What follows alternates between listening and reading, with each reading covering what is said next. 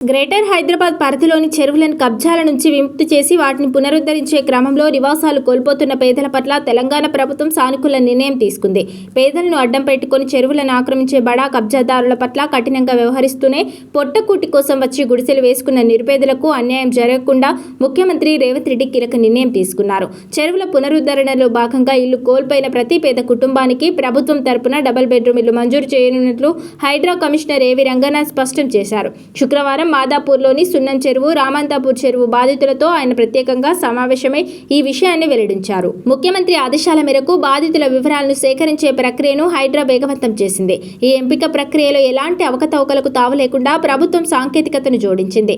Google maps, satellite చిత్రాల ఆధారంగా 2024 July 19వ తేదీకి ముందే అక్కడ నివాసం ఉంటున్న వారిని గుర్తించి జాబితా సిద్ధం చేస్తున్నారు.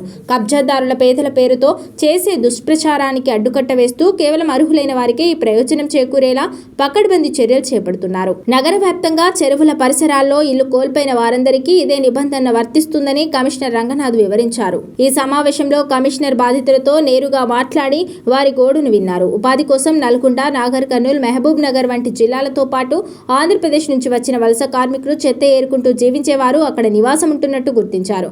వీరికి బయట ఇల్లు అద్దెకు దొరకని పరిస్థితుల్లో చెరువుల చెంత చేరామని బాధితులు ఆవేదన వ్యక్తం చేయగా ప్రభుత్వం వారి జీవన ప్రమాణాలను మెరుగుపరిచేలా శాశ్వత గృహవసతి కల్పిస్తుందని రంగనాథ్ హామీ ఇచ్చారు. క్షేత్రస్థాయిలో పక్కా ఆధారాలతో నివేదిక సిద్ధం చేయాలని అధికారులను ఆదేశిస్తూ పేదల పక్షాన నిలబడమే ప్రభుత్వ లక్ష్యమని పునరుద్ఘాటించారు. త్వరలోనే అర్హులను గుర్తించి ఇళ్లను మంజూరు చేయనున్నట్లు హైడ్రా కమిషనర్ ఏవి రంగనాథ్ వెల్లడించారు. కాగా హైడ్రా ఇప్పటికే హైదరాబాద్ నగరంలో పదుల సంఖ్యలో చెరువులను పునరుద్ధరించింది. వేల ఎకరాల ప్రభుత్వ భూమిని కాపాడి ఫెన్సింగ్ ఏర్పాటు చేయించింది.